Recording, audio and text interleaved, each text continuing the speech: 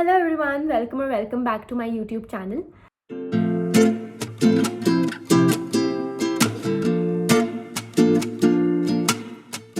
I am Shreya Singla and I am currently in second year pursuing MBBS from Government Medical College and Hospital Chandigarh. मैंने NEET 2022 दिया था जिसमें मेरा score था 634 marks out of 720.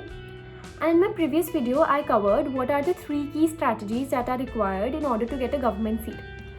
In this video, I'll be telling you guys that what are the strategies you can use in order to get 340 plus marks out of 360 in biology. So my score was 345 marks out of 360 and I believe कि अगर biology हो जाती है ना तो major chunk of your exam is completed in less than 45 minutes or 1 hour.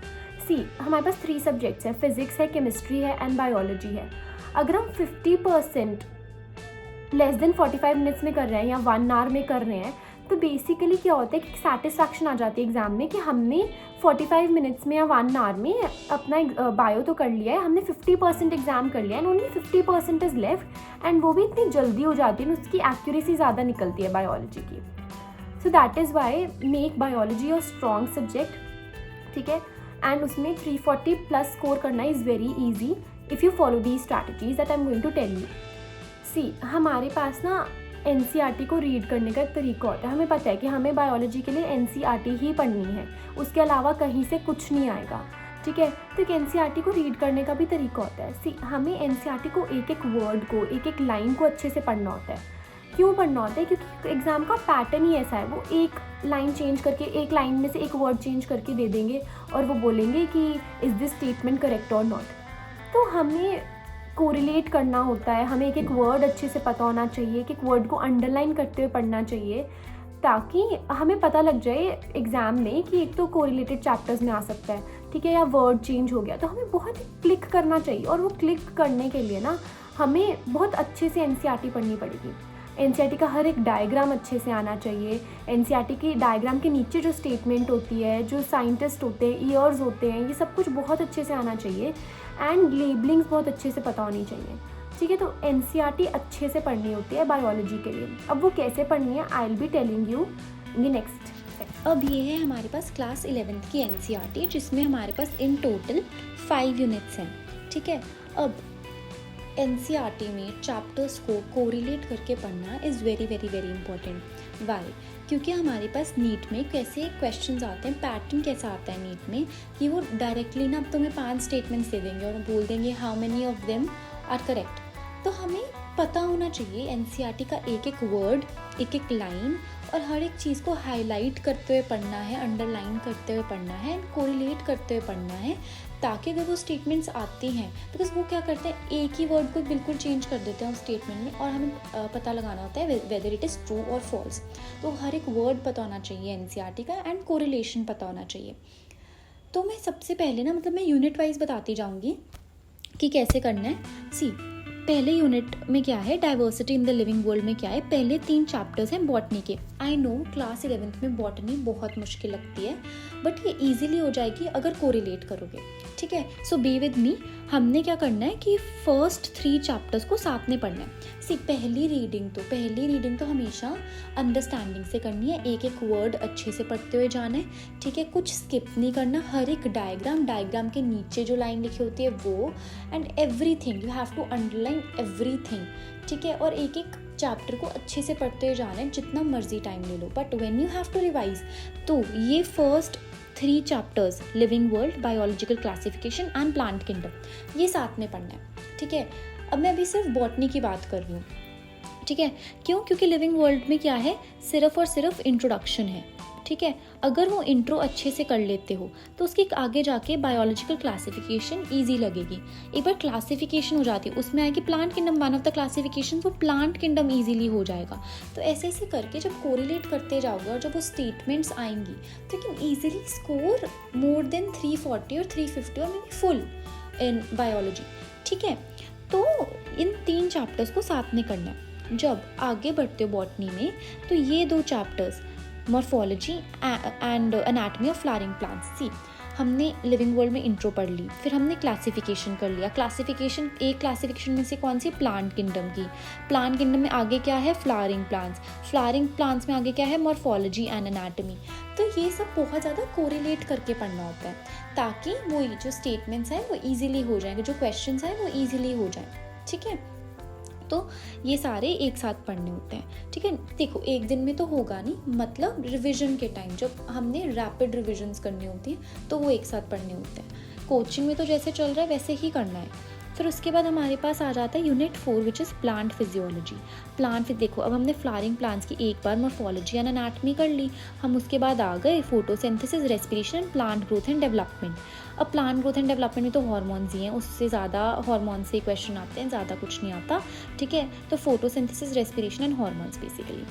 तो हमने botany complete कर ली कोरिलेट करके। अब बॉटनी को याद कैसे करना होता है, बिकॉज इसमें इतनी क्लासिफिकेशन है, इतनी एग्जाम्पल्स हैं, वो सारी मिक्सअप हो जाती हैं। What you have to do is make mnemonics of your own. What do I mean by mnemonics, देखो निमोनिक्स होती है कोई भी ऐसी स्टेटमेंट हमने बना ली या कोई भी हमने सिचुएशन ऐसी बना दी, एग्जाम्पल्स को फ़नी वे में याद कर लिया। ठीक है, बिकॉज देखो डोंट मेक डिफ़िकल्ट निमोनिक्स। क्यों? क्योंकि निमोनिक नहीं याद रहेगा तो एग्जाम्पल याद नहीं रहेगा, या टीचर ने जो निमोनिक बताया वो याद नहीं रहता। तो तुम खुद बनाते हो ना, ठीक है, या तुम फ्रेंड्स के साथ डिस्कस करते हुए बनाते हो तो वो याद रहते हैं। ठीक है, तो निमोनिक्स बनाने क्लासिफिकेशन पढ़ने के लिए, नहीं तो क्लासिफिकेशन याद नहीं रहती पेपर में। ठीक है, देखो क्वेश्चंस तो प्रैक्टिस करने होते हैं, मैं क्वेश्चंस पे बाद में आऊँगी कि उसको कैसे प्रैक्टिस करना है, कितनी बार करना है, कैसे करना है। बट अभी एनसीईआरटी को हमने अच्छे से समझना कैसे, मैं वो बता रही हूँ। ठीक है, तो बॉटनी में तो यही है कि हमने क्लासिफिकेशन साथ में पढ़ी, उसके बाद हमने मॉर्फोलॉजी एंड एनाटॉमी पढ़ ली, उसके बाद हमने photosynthesis, respiration, plant growth and development पढ़ लिया। अब इसमें साइकिल्स आ जाते हैं फोटोसिंथेसिस एंड रेस्पिरेशन में। ठीक है, तो इसमें क्या करना है, जो साइकिल्स हैं, ठीक है, जो हमारे पास साइकिल्स हैं वो एक पेपर पे लिख लो। ठीक है, और वो एक साथ करो। जब साइकिल्स करो तो एक साथ करो, कंपेयर कर करके करो। बिकॉज क्या होता है, पेपर में इतना टाइम नहीं होता कि हम उसको हर एक साइकिल को बना के सोचें कि क्या था उस साइकिल में, बिकॉज स्टेटमेंट आ जाएगी एक डायरेक्टली या क्वेश्चन आ जाएगा, तो वो साइकिल नहीं याद रहता। तो जितने भी फोटोसिंथेसिस के साइकिल हैं या रेस्पिरेशन के साइकिल्स हैं वो हमने एक मतलब पेपर लो, उस पर साइकिल्स लिख लो जितने भी हैं और उसको कोरिलेट करो, कंपेयर करो। ठीक है, जितनी भी छोटी छोटी वैल्यूज़ होती हैं उनको याद करो, ताकि पेपर में क्लिक हो बस कि हाँ ये मैंने पढ़ा था, मैंने इस पेज पे लिखा था, इस कॉर्नर पे लिखा था। तो वो मेमोरी ऐसी बननी चाहिए कि मैंने इस पेज पे, इस right hand side, left hand side, ऐसे मतलब एक विजुअल मेमोरी बननी चाहिए। ठीक है, हर एक डायग्राम करना है एनसीईआरटी का, हर एक डायग्राम, हर एक labelling, very very very important. Diagrams are very important in biology, very very very important. ठीक है, इसमें से क्वेश्चन तो आएगा ही आएगा, पेपर लिटरली डायग्राम्स से भरा होता है उसका नीट का। ठीक है, तो डायग्राम्स तो करने ही करने होते हैं बायोलॉजी में। ठीक है, बॉटनी में स्पेसिफिकली देखो क्या होता है, डायग्राम्स हमें इतनी जल्दी याद नहीं होते बॉटनी के, क्योंकि लेबलिंग्स वैसी होती हैं, हम नहीं रिलेट कर पाते, प्लांट्स के बारे में इतना नहीं समझ आता, तो उसको डेली बेसिस पे रिवाइज करना, ठीक है, रेपिटेशन करना उसकी, वैसे ही याद होगा। एक चैप्टर को 10 बार करना पड़ेगा। तो हमारी बॉटनी तो ऐसे ही कंप्लीट होगी और ऐसे निमोनिक्स बना के कोरिलेट करके ही कंप्लीट होगी। एंड जब भी रिवाइज करना है इसी वे में करना है कि हम एक साथ ये क्लासिफिकेशन पढ़ें, फ्लावरिंग प्लांट्स पढ़ें और फिर हम ये प्लांट फिजियोलॉजी पढ़ें। ठीक है, उसके बाद हमारे पास आ जाता है जूलॉजी। ठीक है, इसमें हमारे पास आ जाता है एनिमल किंगडम, ठीक है, स्ट्रक्चरल ऑर्गेनाइजेशन इन एनिमल्स, फिर हमारे पास सेल स्ट्रक्चर एंड फंक्शंस आ जाता है, and then whole of the human physiology. तो एनिमल किंगडम में भी निमोनिक्स यूज़, जहाँ भी क्लासिफिकेशन है उधर निमोनिक्स यूज़ करने हैं। और मैंने यही बोला है कि कैसे एनसीईआरटी को पढ़ना है, एक एक वर्ड हाईलाइट करके पढ़ना है, क्योंकि वो क्या कहेंगे, स्टेटमेंट दे देंगे, उसमें एक वर्ड चेंज कर देंगे और बोलेंगे कि बताओ ट्रू है या फॉल्स है। उसके बाद हमारे पास स्ट्रक्चरल ऑर्गेनाइजेशन इन एनिमल्स है, जो कभी भी कंप्लीट चैप्टर में से इतना नहीं पूछा जाता। इसमें जो आप कोचिंग में आपको कराया जा रहा है जितना स्पेसिफिकली, उतना ही याद करना होता है। ठीक है, उस बाद सेल को, तीनों चैप्टर्स को एक साथ पढ़ना है, रिलेटेड चैप्टर्स होते हैं, अंडरस्टैंडिंग बहुत अच्छी बनती है। एंड उसके बाद ह्यूमन फिजियोलॉजी ऑब्वियसली एक एक चैप्टर डिफरेंट उसका है, सिस्टम का है, तो उसको ठीक है अलग अलग रिवाइज कर सकते हो। बट जब तुम रिविजन करते हो ना, ये एक चैप्टर इतना छोटा लगता है ना, तो try to do human physiology in one go, ताकि सारे सिस्टम्स भी कोरिलेट हो जाएं। So this is how you do botany and zoology class 11th की, ठीक है। या जैसे भी कर रहे हो, क्लास 11th का पढ़ रहे हो या क्लास 12th का पढ़ रहे हो, सबसे बड़ी चीज़ जो याद रखनी है वो ये याद रखनी है, सबसे इम्पॉर्टेंट चीज़, कि एक एक वर्ड अच्छे से पढ़ना है, हाईलाइट करना है, अंडरस्टैंड करना है, डायग्राम्स अच्छे से करने हैं, और इन क्वेश्चंस के लिए प्रिपेयर्ड रहना है कि कितने स्टेटमेंट्स करेक्ट हैं, क्योंकि उस टाइम क्लिक नहीं होता एंड उस टाइम कोरिलेट करना पड़ता है। तो चैप्टर्स को साथ में पढ़ना बहुत ज़रूरी होता है। अब क्लास 12th की NCERT है, उसमें एक रिलैक्सेशन जो है वो है कि बॉटनी कम है, बट इसमें जो चैप्टर्स हैं वो इतने स्टार मार्क चैप्टर्स है, जैसे जेनेटिक्स हो गया पूरा यूनिट, या बायोटेक हो गया, एवोल्यूशन वगैरह हो गया, ये बहुत इंपॉर्टेंट होता है, ठीक है। इसमें से डायरेक्टली क्वेश्चन उठ के आ जाता है। तो इनको ना देखो, इसमें भी मैं वही चीज़ बोलूँगी, इसमें ज़्यादा कुछ डिटेल में नहीं जाएंगे, क्योंकि क्लास 11th जैसे ही पढ़ना है कि कोरिलेट करके पढ़ना है, कि पूरी इकोलॉजी साथ में करनी है, बायोटेक्नोलॉजी साथ में करना है, ठीक है, ये बायोलॉजी एंड ह्यूमन वेलफेयर साथ में करना है, एंड जेनेटिक्स एंड एवोल्यूशन में चैप्टर 4 एंड 5 साथ में करना है, एवोल्यूशन को स्टोरी की तरह पढ़ना है, एंड रिप्रोडक्शन साथ में करना है, ठीक है। तो ये बहुत बहुत बहुत इंपॉर्टेंट है कोरिलेट करना, मैं इतनी बार बोल चुकी हूँ, बिकॉज ये बहुत लेट समझ आती है बच्चों को, और ये करना होता है कि हमने कोरिलेट करना है। शुरू से शुरू कर दोगे कोरिलेट करना तो बहुत इजी हो जाएगा, ठीक है।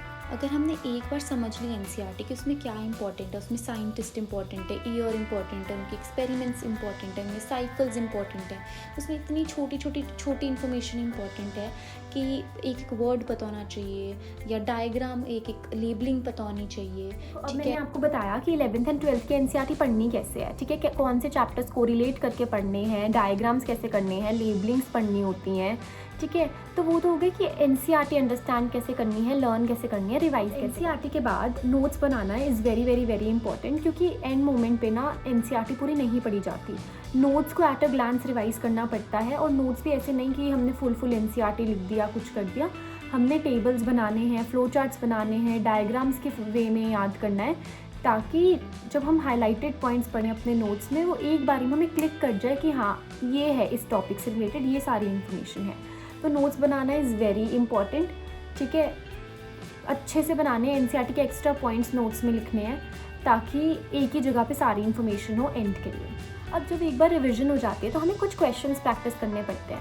अब ना हम हमेशा पैसिव लर्निंग करते हैं और हम डरते हैं क्वेश्चंस करने से कि यार एक बार लास्ट रिवीजन एक और बार कर लेते हैं तो हम उसके बाद क्वेश्चंस पे बढ़ेंगे।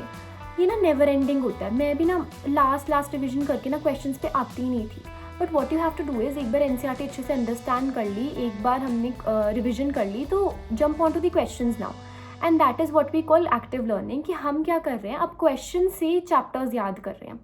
हम इतने क्वेश्चंस प्रैक्टिस कर लेते हैं नीट आने तक कि वो हमें पूरी NCERT ऐसे ही याद हो जाती है कि अच्छा ये क्वेश्चन था तो ये लाइन उधर NCERT में ऐसे लिखी हुई है, ये क्वेश्चन था तो ये लाइन NCERT में ऐसे लिखी हुई है, ठीक है।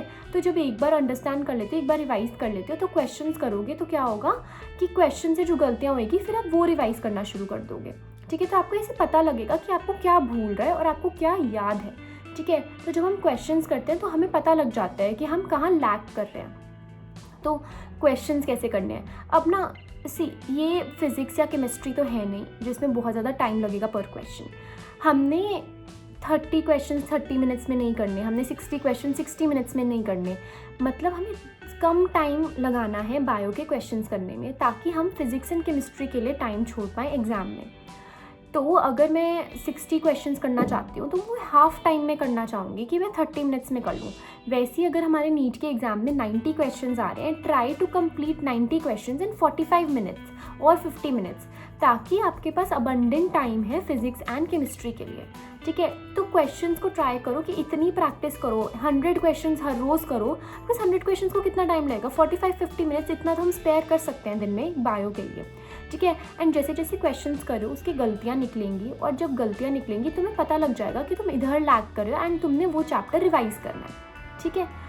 अब सोर्सेज क्या होते हैं जो मैंने यूज़ करे थे बायो के क्वेश्चंस करने के लिए। देखो, एक तो NCERT तो अच्छे से पढ़नी ही पढ़नी है, ठीक है। मैंने ना क्वेश्चंस करने के लिए अपने एक तो कोचिंग मॉड्यूल्स यूज़ करे थे, उसको मैंने इतनी बार कर लिया था, मतलब एक ही क्वेश्चन सेट ऑफ क्वेश्चंस को मैंने कम से कम 5 या 6 बार तो कर लिया था, ठीक है।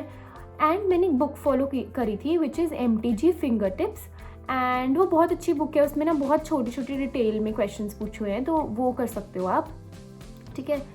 तो ये हो गए क्वेश्चन प्रैक्टिस करने के लिए। अब बस एक बार ना अपने आप को मेंटली प्रिपेयर करो कि हमारे पास बायो में सिलेबस बहुत ज़्यादा है, बॉटनी है, जूलॉजी है, ठीक है, उसको कैसे करना है। तो वो एक माइंड में प्रिपेयर करके रखो कि हमें रेपिटेशन रिक्वायर्ड होती है बायो करने के लिए। हमें रिपीटेडली 10 बार पढ़ना पड़ेगा बायो को। बिकॉज मेरा ना हमेशा से स्कोर, मैं ये नहीं कहूँगी मेरा बुरा आता था, मेरा अच्छा ही चलता आ रहा था बायो में, क्योंकि मेरी रेपिटेशन बहुत थी बायो में, ठीक है। तो अपने आप को प्रिपेयर करके रखो कि बायो में रेपिटेशन बहुत है, बहुत बार रिपीटेडली पढ़ना पड़ेगा, एंड ऑब्वियसली उसके बाद हो जाता है, ठीक है। So all the best, and biology के लिए अच्छे से करो। And please subscribe to my channel if you like my videos, and let me know in the comment section below if you have any queries.